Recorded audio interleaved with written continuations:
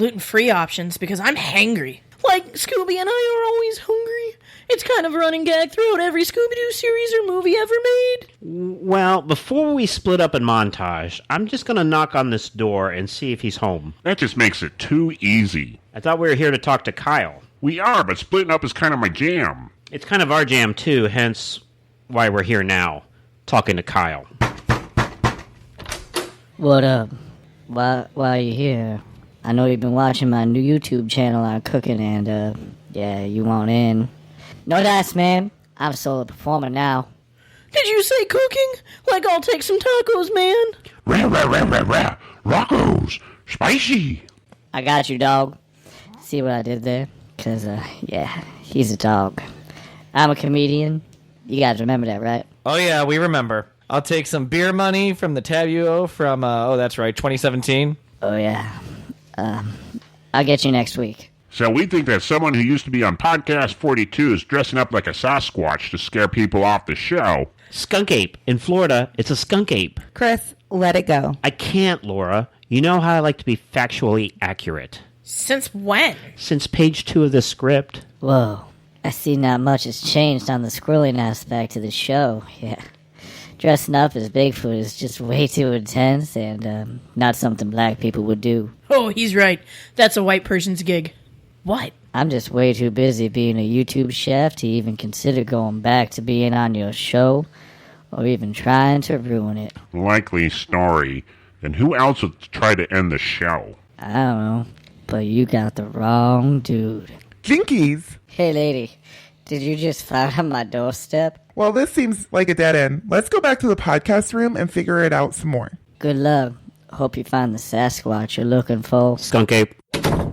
Wish you'd find the beer money I've been waiting for. Well, that was pointless. I could have finished packing for the cruise by now, but instead, you had me on some wild goose chase for a fake Yeti. Fake skunk ape. Must end podcast 42. Jinkies, did anyone else hear that? Well, I think it's time to do something Sabrina doesn't like. What's that, man? Eat gluten and also run!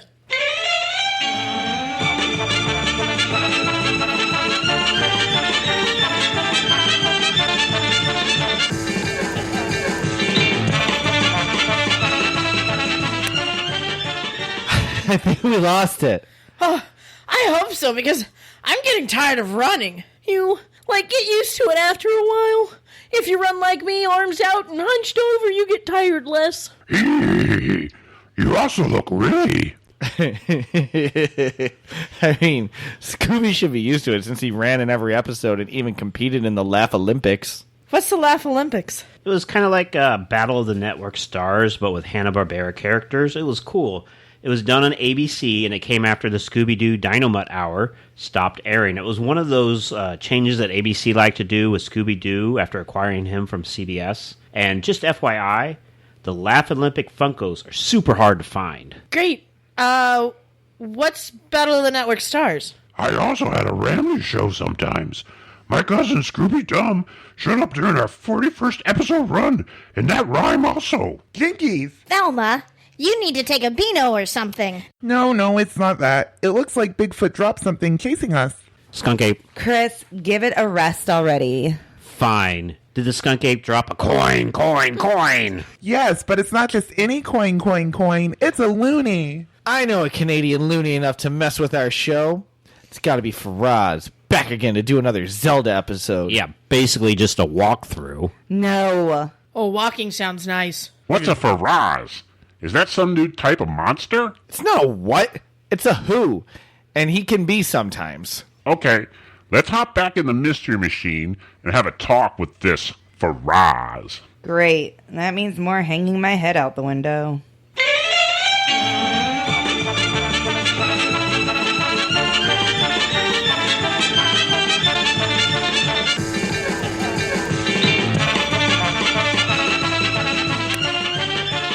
Laura, your hair. Don't say it. Remember, I've had to hang my head out the window twice now. I was just going to say it's looking good for 80s, 1980. Well, let me ring the doorbell here before Fred splits us up again. Why don't you just let Fred split us up? I mean, what's the harm? Yeah, Chris, it's how we solve mysteries. So, let me get this straight. Fred will split us up into groups while we're standing in front of Faraz's door. Yes. And then we ring the doorbell, but everyone's standing in their own group. Well, that sounds fun. Don't be a fuddy-duddy. Just let Fred do his thing. They're trying to help. Fine. How are we standing in front of this door? Hey, what are you guys doing here? Hold on a second, Faraz. We're getting split up into groups. I don't understand what that means. Just hold a second. But you're on my doorstep. This will only take a second. Hey, is that Scooby Doo? Faraz, please. You're being very rude. I'll go with Daphne as usual. JL, you stand next to Velma. Chris and Laura can stand next to those bushes over there. And then Sabrina, Shaggy, and Scoob, you guys hide under the doormat. What about Faraz? Faraz is who we're here to see. He doesn't get into a group. Aww. Oh, right. Gotcha. Jail! Grillo! Pretend you're Joe Friday again. Right. Faraz, can you explain the six-pack grading system? Fine. It makes no sense. But it is how many beers in a six-pack you can drink in one sitting from said pack. 6 would be the highest, with 1 being the lowest. It's not as accurate as a 5-point scale, but it makes sense to everyone except me. How about a better question? Why are you trying to end podcast 42? I am not trying to end podcast 42. I am working on some fan fiction about Revan and Batman. I don't know who will win the battle, but I'm winning just thinking about it. Hey, when you finish it, can we read it on the Fanfiction Theater episode? Yes, that would be great. It'll be the most accurate, immense fan fiction with the hardest words you have ever read. It will have the most amazing details in the story. I have completed 300 pages, and that's just introducing the characters. So you're suicide squatting it. Of course. You've done 300 pages, and that's only the introduction? Yes. I figure, with edits, mind you, that chapter 1 should be about 500 pages long. Oh, I'll wait for the audiobook version. I know a great voice actress, which also happens to be me. Well, we should probably let you get back to that. We should continue our search for Yeti Foot. Don't you mean Skunk Ape? It sounds like you are working on a Chewbacca fan fiction. That makes me want to write it for you. With lots of dates and last names to say throughout the whole episode. No last names. Right. And no dates. That's a Chris thing. I don't know. Finding out Chewbacca's last name could be fun. And then setting him up on a date? I'm sure there's a hairy female out there somewhere for him. Maybe the bearded lady from The Greatest Showman, huh? Have you guys seen the new Batmobile? It looks sweet. Let's get back to the Mystery Machine and continue our search. Hey, where are you going? Let's talk some more Batman.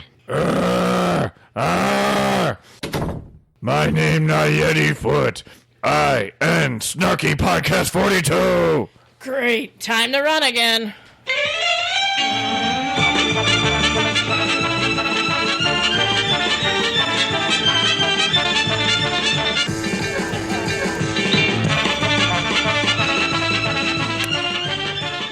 Man, I'm getting better at this running thing. I'm even using my legs this time. What? I know! This is already more training than I've ever put into doing a marathon. Speaking of marathons, did you know that you could probably do a marathon of all the different Scooby Doo series that are out there? The next series they made of us was Scooby Doo and Scrappy Doo. It was made in the late 70s and later turned into Scooby and Scrappy shorts featuring only Shaggy. Fred, Daphne, and myself were written out of the show. Later on, Daphne would be brought back, with Fred and I doing guest appearances throughout the series. They kind of threw us a bone. I saw what you did there. When I came back in, the show became known as the new Scooby and Scrappy Doo show. Jinkies. You gotta get that under control. No, like, Velma found a real clue, man. Oh, looks like a pen and notepad. It just says homework on it. Nicole! The homework segment was her favorite, and she was upset when we stopped doing it. Yeah, she was. She liked to sing the homework song. To the Mystery Machine! That's my line. Chris is reeling the show.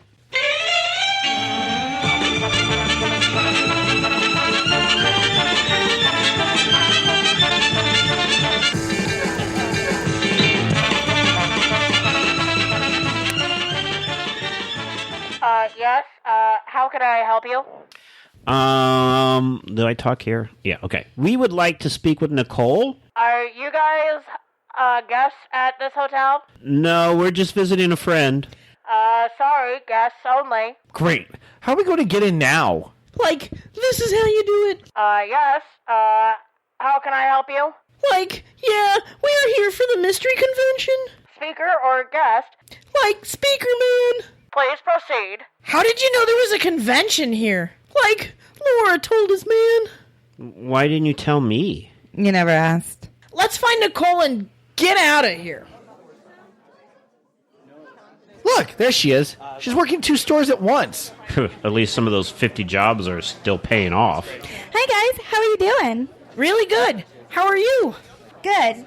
Tired. Always working. I can't talk much. I'm super busy running these 2 booths, and I have 4 more on the second floor. Yeah, sure. Just one quick question, and we'll be out of here.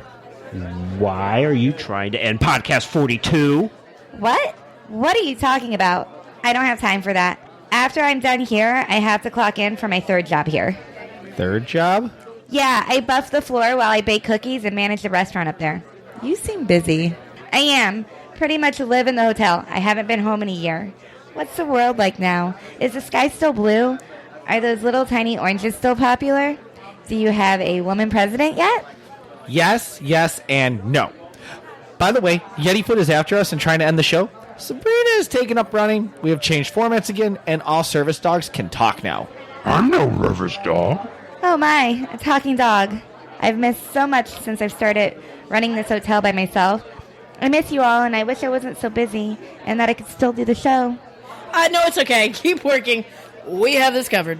No, stop working. Come back. They miss you. You can take over for me. You are all still so sweet. I hope you catch Yetifoot. Thanks, Nicole. And hi, Nicole's mom. Well, this is getting us nowhere.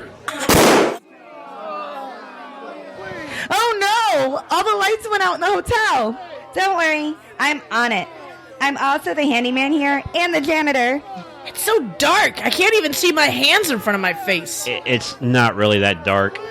And you need to at least hold your hands up near your face before you can say that. Yes, Sabrina. You just left them at your sides. Oh. Now that saying makes sense your way. Speaking of dark, it reminds me of the early 80s when Scooby Doo took a more supernatural turn. He, along with Shaggy, Daphne, Scrappy, and the newest addition, Flim Flam, went to catch the 13 ghosts that Scooby released from a chest. I remember that. A Vincent Price knockoff named Vincent Van Ghoul had contained the 13 most evil ghosts in the world, and since Scooby released them, he had to be the one to catch them. Yes. The series ran for 13 episodes and had a very open ending. Why, yes. I remember voicing Vincent Van Ghoul. I loved voicing him because he reminded me of myself. He was you. I know. That's why I did the show. Because it's all about me. I preferred a pup named Scooby Doo. It featured some great gags and monsters for us to unmask. My only regret is that we never were able to stop my arch nemesis, Red Herring. Hey, maybe Red Herring is trying to destroy your show. Why would Red Herring want to end their show, Fred? I don't know, but it's got to be him. Well, it's not me. I don't even know who Podcast 42 is. That's a great impression of me. Chris doing me. Well, Red Herring talks like this. Then maybe I should only So, play Red Herring. here it is. Well, it's not me. I don't even know who